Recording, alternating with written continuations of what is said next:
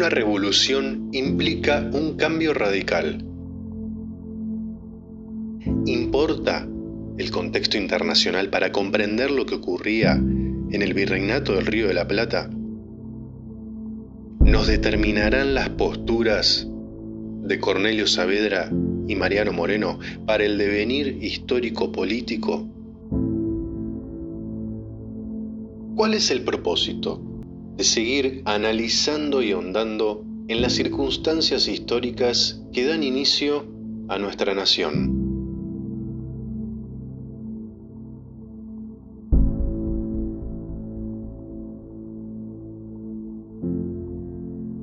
¿El 25 de mayo fue una revolución? El debate respecto a si eso no es, no solo conlleva el trabajo del historiador. Creo yo que concierne a todo ciudadano argentino, puesto que es nuestra historia. Tenemos que comprender nuestro pasado para poder entender nuestro presente, poder saber cómo llegamos a este presente.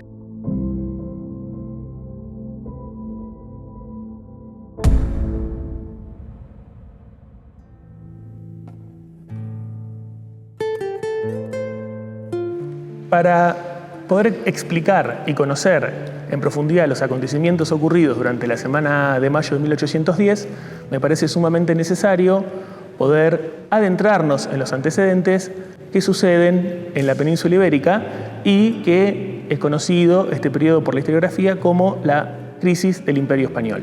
Me parece necesario igualmente remontarme hacia el año 1804 con la coronación de Napoleón como emperador de Francia y también acotar que para este momento Inglaterra se encontraba muy industrializada, con un gran crecimiento económico que se produce a partir de varios años, ya casi 50, de la Revolución Industrial, pero que tenía un grave problema. Tenía mucho más stock del que podía consumirse en su mercado interno, por lo tanto tenía una gran necesidad de salir a buscar mercados.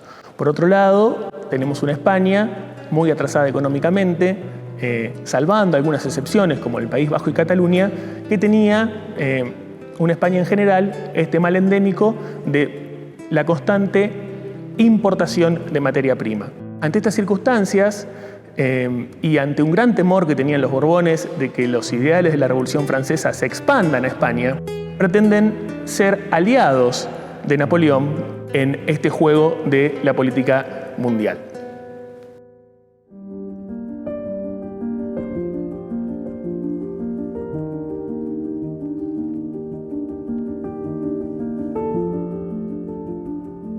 El bloqueo establecido por Napoleón Bonaparte no va a ser correspondido por dos potencias, principalmente por Rusia y por Portugal. Portugal es la famosa excusa que tiene Napoleón para ingresar por la península ibérica y someter a España a la merced de sus tropas. El 2 de mayo de 1808 es una fecha traumática para todo el pueblo español, porque allí comienza la resistencia española ante el avance del imperio napoleónico sobre España. Esa noche se dan los famosos fusilamientos, pero es muy importante también pensar cómo esta fecha tiene mucha significación en cuanto al Río de la Plata. ¿Y por qué digo esto? Porque en 1808 se forman las primeras juntas en España. La primera junta que se forma es en Móstoles, el alcalde se llamaba Andrés Torrejón y da una proclama para que el pueblo español se levante en la defensa de Madrid y se levante en armas. Y todo este movimiento juntista se empieza a transmitir durante toda la península ibérica y tenemos juntas en Extremadura, en Galicia, en Asturias, en Valencia. Juntas que van a ser las mismas juntas que se van a terminar replicando en el Río de la Plata ante la incertidumbre que generaba todo este proceso que se estaba sucediendo. ¿Y qué es lo que se reclama con esta junta? Se reclama, en cierto punto, soberanía. ¿Y por qué? Porque el fenómeno de mayo no tenemos una junta porque se les ocurre a 4 o 5 iluminados. Tenemos juntas desde 1808 en adelante en el Río de la Plata. En 1808 tenemos la Junta de Montevideo, tenemos la Junta de México, en 1809 tenemos en La Paz, Chuquisaca y Quito, y tenemos en 1810 Nueva Granada, Caracas, Buenos Aires e incluso después la de Santiago de Chile. Y me parece que ahí está el tema, ¿no? En ver cómo nos organizamos a partir de esto, a partir de quedar acéfalos de un sistema de organización que ya no existe.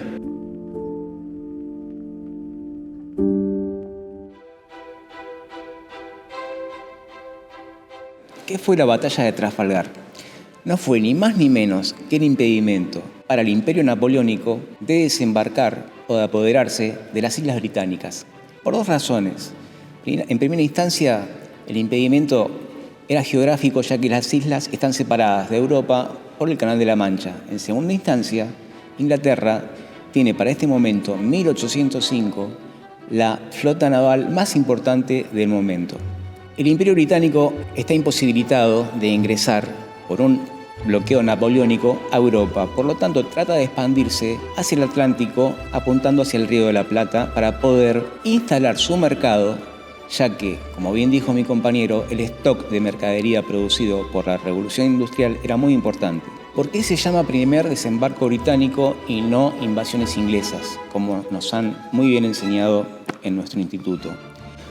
Porque el Imperio Británico estaba integrado por 3 países diferentes: Irlanda, Escocia e Inglaterra, y con religiones diferentes. ¿Por qué digo esto? Porque los irlandeses eran católicos, acérrimos católicos. Los escoceses y los ingleses eran protestantes. ¿En qué deriva este detalle? En que los irlandeses no querían disparar a los hermanos católicos del Río de la Plata. Por lo tanto, todo se limitaba prácticamente al único regimiento que sí peleaba con todo su vigor, que era el regimiento de Highlanders 71, que es el que mayor fuerza ofrece para poder llevar adelante este desembarco. El segundo desembarco se produce en 1807, en refuerzo del primero. Tanto el primero como el segundo fueron derrotados por las fuerzas del Río de la Plata, integradas por Liniers, Pueyrredón y Álzaga, y todo el pueblo del Río de la Plata que se unió para poder combatir a los británicos que intentaban instalar este mercado. Por lo tanto, el pueblo del Río de la Plata descubre su gran poder y su gran fuerza en la unión de militares y criollos y originarios que, para poder impedir este avance, se unieron, y la posibilidad, por razones que luego vamos a explicar, de poder enfrentar a la corona española.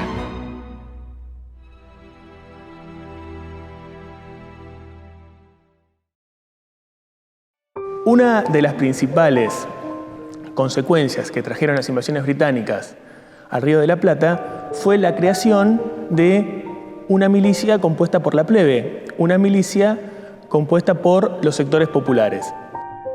¿Qué ejemplos podemos dar de estos? Por ejemplo, el regimiento de patricios. Patricios, aquellos nacidos de la patria, que por ejemplo no podían costearse sus uniformes. Eran jornaleros, artesanos o cualquier laburante que en esos momentos no lo podía hacer, y por lo tanto el cabildo es quien costea su uniforme. Y lo mismo pasa con los arribeños, ni pensar qué pasaba en ese momento con los pardos y los morenos, ¿no? Y lo interesante aquí también es pensar cómo van a cambiar ciertos paradigmas dentro de la administración también en Buenos Aires, porque recordemos que a partir de ahora el 60% de la caja real de Buenos Aires pasa a formar toda esta milicia, que aproximadamente se reúne en un grupo de entre 7.500 y 8.000 personas.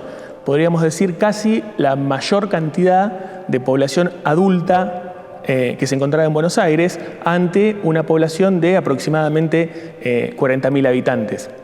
Y sin ningún tipo de duda, a partir de un salario que obtenían 12 pesos en ese momento, era un porcentaje mucho mayor al que podía cobrar un jornalero o un artesano, y a partir de esto empiezan a transitar otro periodo, empiezan a transitar un periodo mayor de participación, y como bien dice Alberindongui, se genera una nueva organización peligrosamente independiente que va a actuar por fuera de lo que sería el sistema administrativo y militar que imperaba en la colonia.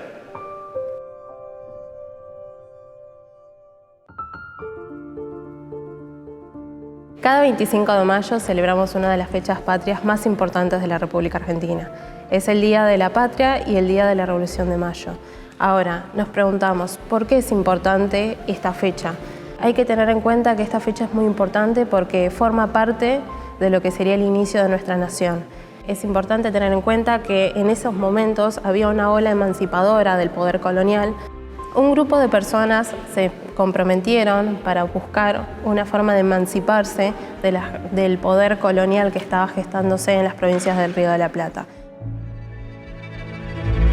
Fue un momento importante porque se dio en todo un contexto en donde había una oleada, digamos, emancipadora del poder colonial en todo lo que sería el continente americano. Entonces, acá aparecieron unos personajes muy importantes en donde se decidieron, se comprometieron y tuvieron la valentía de, digamos, de pujar por cambiar de forma de gobierno. Tuvieron el compromiso y la valentía de pujar para la instauración de un gobierno republicano. Da los inicios a lo que sería la conformación de nuestro país.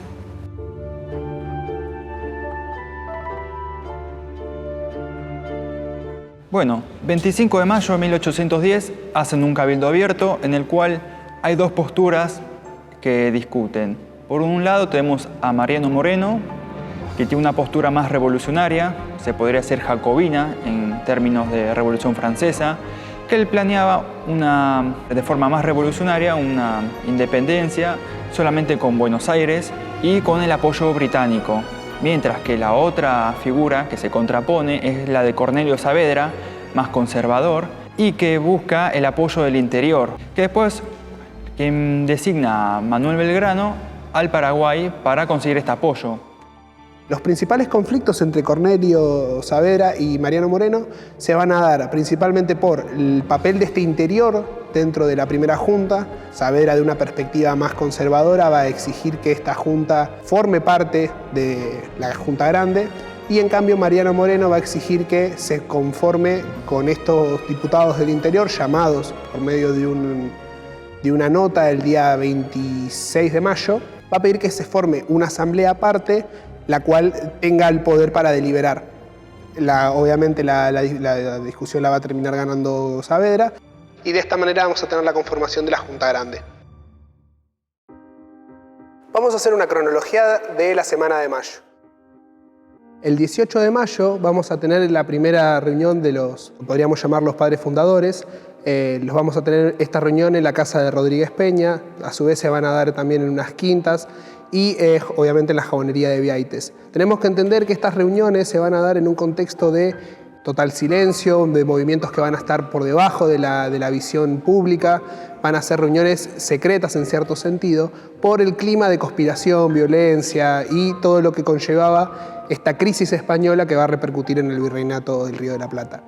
El día 19 vamos a tener la entrevista con el alcalde Lezica de Buenos Aires y con el síndico Leiva, en la cual los partidarios de la Revolución de Mayo lo que van a hacer es reunirse con estos personajes y le van a pedir que por favor llamen a un cabildo abierto para poder hablar sobre la postura del virrey Cisnero y su papel en esta crisis. Vamos a tener posteriormente, en el día 20, la negación a la llamada del cabildo, pero rápidamente se va a incitar, el pueblo va a incitar, con la presencia de la Legión Infernal dirigida por French y Beruti en la plaza frente al cabildo, los cuales van a presionar para que esta decisión se tome. Posteriormente, en el día 22, se va a producir este cabildo abierto en el cual van a votar los buenos vecinos y los comerciantes, es decir, toda aquella élite de Buenos Aires en esa época. Por lo tanto, podríamos hablar que esta revolución que se va a producir en mayo, hasta cierto punto podría llegar a estar en duda el papel del pueblo llano como tal. Por lo tanto, vamos a tener que este 22 de mayo, convocados, van a empezar a hacer las votaciones y las votaciones van a arrojar que el virrey Cisnero tiene que deponer el cargo. El día 23 va a haber un movimiento contrarrevolucionario dirigido por el síndico Leiva, en el cual se va a plantear que el virrey Cisnero va a permitir la formación de esta primera junta, como la vamos a conocer posteriormente, pero siendo él el que la preside y dejando que personajes como Saavedra y Belgrano sean los únicos que pertenezcan a esta junta contrarrevolucionaria. Esto va a llevar a la presión popular el día 25 de mayo, en la cual, en medio de una sesión en el Cabildo, la presión del pueblo va a exigir que se comente cuál va a ser el resultado final. En plena sesión van a entrar French y Beruti haciendo las exigencias a la Cámara, exigiendo dos cosas principalmente. Primero, que se llame al interior para ver la decisión y las opiniones que tiene el interior sobre esto. Y segundo, que se conforme una primera junta, que el virrey Cisnero quede totalmente delegado de su puesto y que esta primera junta la presida Cornelio Saavedra. A partir de esta primera junta, de este papel presidenciado de Cornelio Saavedra, del papel de Moreno como la contraparte a esta fuerza saavedrista, vamos a tener el resto de conflictos que van a categorizar a la historia argentina entre estos dos modelos, el modelo conservador y el modelo revolucionario. Por lo tanto, se va a terminar conformando la Junta Grande y de esta manera vamos a seguir el camino de revolución que caracteriza a la Semana de Mayo.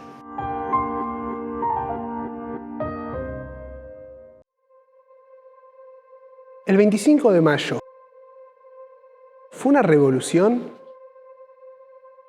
En términos personales, para mí, los acontecimientos de mayo no pueden ser considerados como una revolución, en primer punto, porque no se marca el inicio de la nacionalidad argentina, ni tampoco de la nación.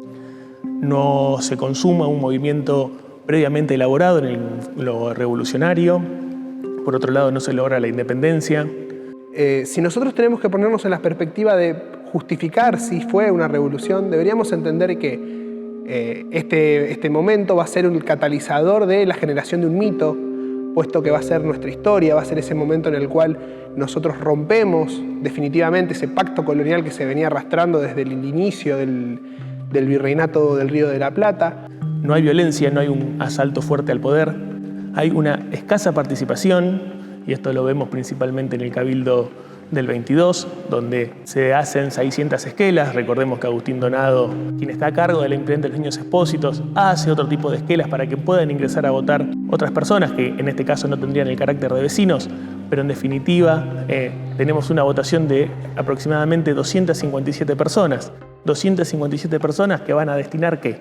Van a dar el inicio democrático de lo que nosotros pensamos que es la patria. Me parece que es algo que se puede tomar con pinzas.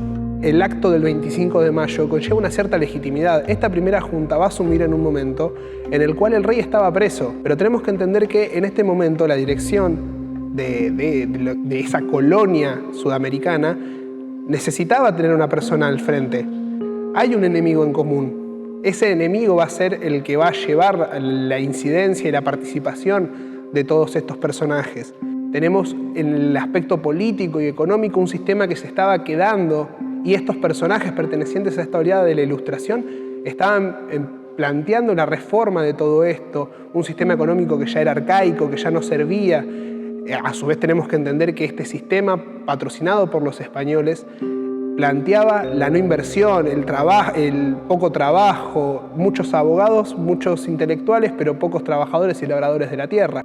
También me parece que no hay un ideal democrático y republicano porque creo que no se pudo dar todavía la aceptación ideológica y doctrinaria del término. No se termina con el derecho hispánico.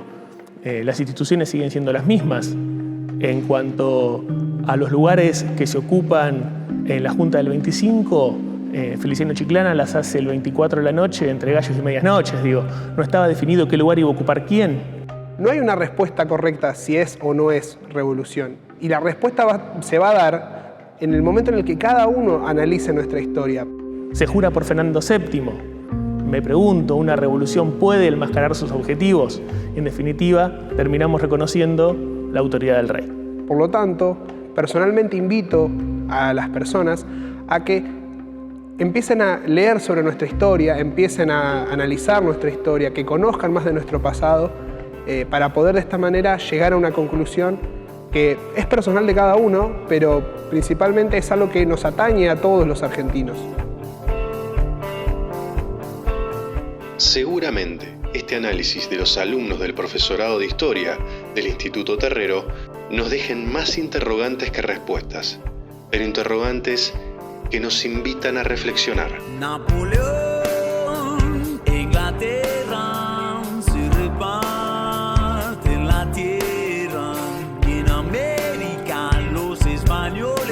mismos venden a Cristo y sus apóstoles la madre patria. Saquea y mata en el virreinato del Río de la Plata. Muy bien, excelente.